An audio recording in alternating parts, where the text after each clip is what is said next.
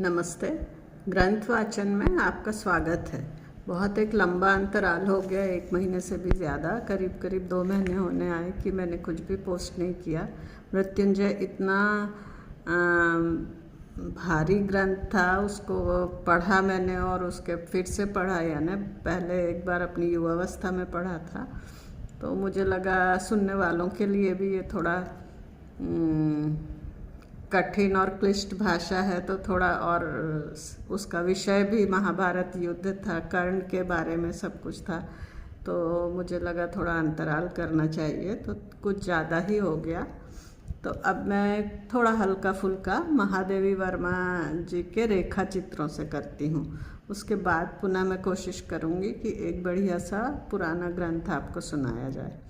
तो आज हम पढ़ते हैं एक रेखा चित्र जो शायद सरलीकरण भी हो गया है भाषा का, क्योंकि मैंने ये किसी टेक्स्ट बुक से ही लिया है। तो ये है गौरा। महादेवी वर्मा जी ने ऐसा बहुत रेखा चित्र लिखे हैं, कुछ पशुओं पे, कुछ लोगों पे, तो हम वो पढ़ेंगे।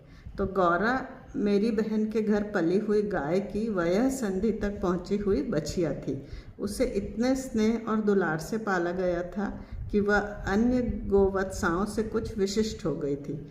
बहन ने एक दिन कहा, तुम इतने पशु पक्षी पाला करती हो, एक गाय क्यों नहीं पाल लेती जिसका कुछ तो उपयोग हो।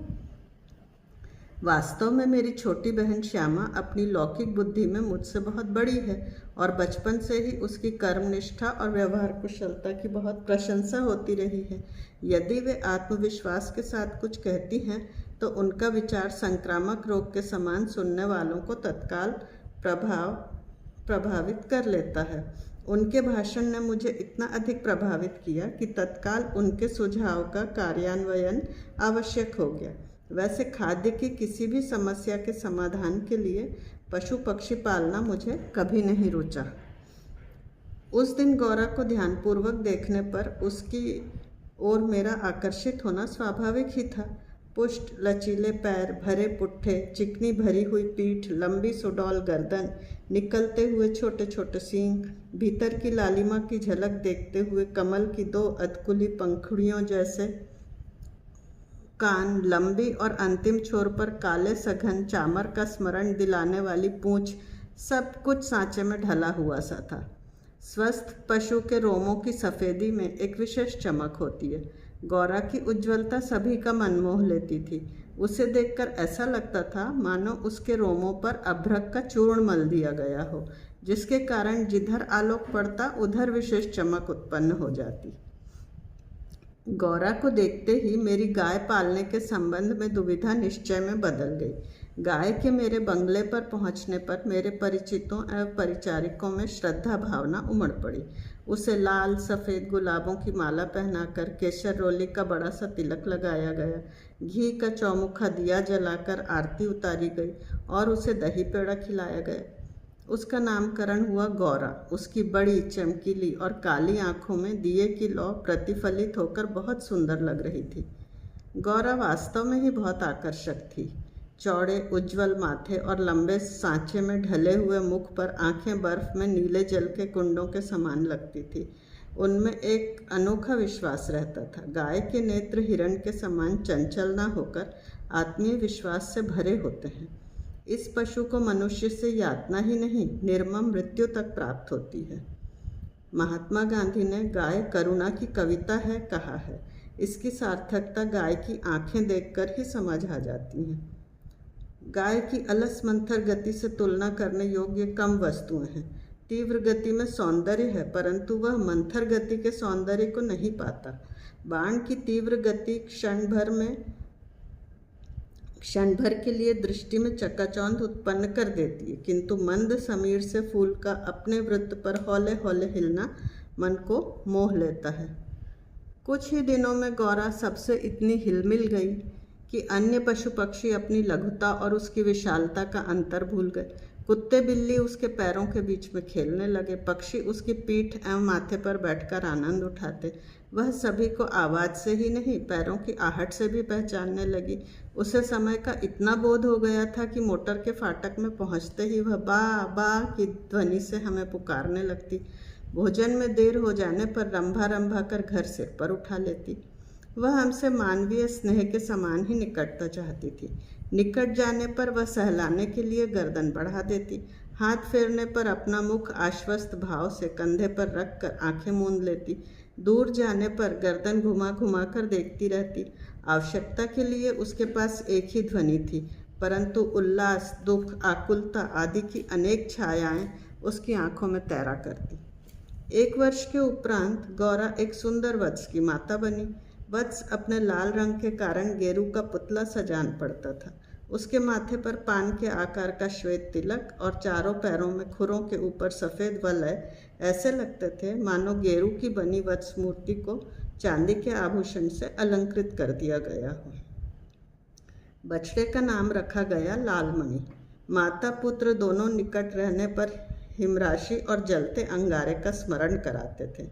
गौरा प्रतिदिन 12 सेर दूध देती थी, अतः लालमणि के दूध पीने के बाद इतना अधिक दूध बचता था कि कुत्ते बिल्ली तक को दूध मिलता था। दूध दोहन के समय वे एक पंक्ति बनाकर बैठ जाते। महादेव उनके लिए निश्चित किए गए पात्रों में नाप नाप कर दूध डाल देता, जिसे पीने के उपरांत वे अपने अपने स्वरों में कृतज्ञता ज्ञापन करते हुए गौरा को धन्यवाद कहते। मेरे नौकरों में से किसी को भी ढंग से दूध दोहना नहीं आता था। वे इस कार्य में बहुत समय लगा देते थे। गौरा के दूध देने से पूर्व जो ग्वाला हमारे यहाँ दूध देता था, जब उसने इस कार्य को करने का आग्रह किया तो हमारी समस्या का समाधान हो गया। अगले दिन से उसने गौरा का दूध दोहन करने का कार्य आरंभ कर दिया। 2-3 मास के उपरांत गौरा ने दाना चारा खाना बहुत कम कर दिया और उत्तरोत्तर दुर्बल और शिथिल रहने लगी। अनेक पशु चिकित्सकों को दिखाया। वे निरीक्षण, एक्सरे आदि के द्वारा रोग का निदान खोजते रहे। अंत में उन्होंने निर्णय दिया कि गाय को सुई खिला दी गई है, जो उसके रक्त संचार के साथ हृदय तक पहुंच गई है। सुई के हृदय के पार हो जाने पर गौरा की मृत्यु निश्चित है। मुझे कष्ट के साथ साथ आश्चर्य भी हुआ। सुई खिलाने का क्या तात्पर्य हो सकता है? दाना चारा तो हम स्वयं देखभाल कर देते हैं, परंतु संभव है उसी में सुई चली गई हो। डॉक्टर से ज्ञात हुआ कि दाने चारे के साथ रखी गई सुई मुंह में ही छिद कर रह जाती है। गुड़ की डली के भीतर रखी हुई सुई ही गले के नीचे उतरती है और रक्त संचार में मिलकर हृदय तक पहुंच जाती है। अंत में ऐसा सत्य उद्घाटित हुआ जिसकी कल्पना भी मेरे लिए संभव नहीं थी। प्रायः कुछ ग्वाले ऐसे घरों में जहां उनसे दूध अधिक लिया जाता है, गाय का आना सह नहीं पाते। अवसर मिलते ही वे गुड़ में सुई लपेटकर उसे खिलाकर उसकी असमय ही मृत्यु निश्चित कर देते हैं। गाय की मृत्यु के पश्चात वे उन घरों में फिर दूध देने लगते हैं। सुई की बात पता चलते ही ग्वाला भाग गया, अतः संदेह विश्वास में बदल गया। दिन प्रतिदिन गौरा की दशा शोचनीय होती गई। वह याद करके आज भी मन सिहर उठता है। डॉक्टरों ने कहा गाय को सेब का रस पिलाया जाए तो सुई पर कैल्शियम जमने से उसके चुभने की संभावना कम हो जाती है। गौरा को कई सेर सेबों का रस पिलाया जाता। ताकत के लिए इंजेक्शन दिए जाते हैं। वह मोटे इंजेक्शन भी शल्य क्रिया के समान दुखदायी होते। अब गौरा उठ भी नहीं पाती थी। पास बैठने पर वह अपना मुंह मेरे कंधे पर रख देती। लालमणि बेचारे को तो माँ की व्याधि और आसन्न मृत्यु का भी बोध नहीं था। मजबूरीवश उसे दूसरी गाय का दूध पिलाया जाता जो उसे रुचता नहीं। वह अपनी माँ का दूध पीना चाहता था, अपनी माँ का सानिध्य चाहता था। वह गौरा के पास पहुंचकर उसे सिर मार मार कर उठाना चाहता था या खेलने के लिए उसके चारों ओर उछल कूद कर परिक्रमा ही देता रहता। मैंने अनेक जीव जंतु पाल रखे हैं, अतः उनमें से कुछ को समय असमय विदा ही देनी पड़ती है, परंतु ऐसी मर्म व्यथा का मुझे स्मरण नहीं है। इतनी रष्टपुष्ट, सुंदर, दूध सी उज्ज्वल पयस्विनी गाय इतने सुंदर चंचल वत्स को छोड़कर किसी भी क्षण निर्जीव और निश्चेत हो जाएगी, यह सोचकर ही आंसू आ जाते थे। लखनऊ, कानपुर आदि नगरों से भी पशु विशेषज्ञों को बुलाया। स्थानीय पशु चिकित्सक तो दिन में 2-3 बार आते रहे, परंतु कहीं से कोई आशा की किरण नहीं दिखाई दी। निरुपाय मृत्यु की प्रतीक्षा का मर्म वही जानता है जिसे किसी असाध्य और मरणासन्न रोगी के पास बैठना पड़ता है। गौरा की सुंदर चमकीली आंखें निष्प्रभ हो चली और सेब का रस भी कंठ में रुकने लगा तो बेचैनी और बढ़ गई, क्योंकि अब उसका अंत समय निकट था। अब मेरी एक ही इच्छा थी कि उसके अंत समय में मैं उसके पास उपस्थित रह सकूं। दिन में ही नहीं, रात में भी कई कई बार उठकर मैं उसे देखने जाती। अंत में एक दिन ब्रह्म मुहूर्त में 4 बजे जब मैं गौरा को देखने गई, तब जैसे ही उसने अपना मुख सदा के समान मेरे कंधे पर रखा, वैसे ही वह एकदम पत्थर जैसा भारी हो गया और मेरी बाह पर से सरक कर धरती पर आ रहा। कदाचित सुई ने हृदय को भेद कर बंद कर दिया। गंगा के प्रति लगाव और श्रद्धा की भावना मुझ में कूट कूट कर भरी हुई है। गंगा के किनारे जाकर मुझे असीम शांति प्राप्त होती है।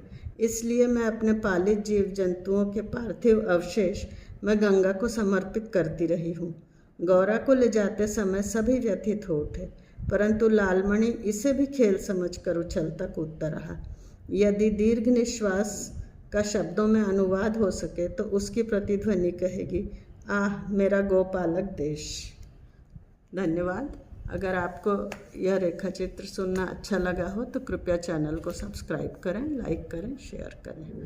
शेष अब मैं अगला 2 दिन बाद सुनाऊँ।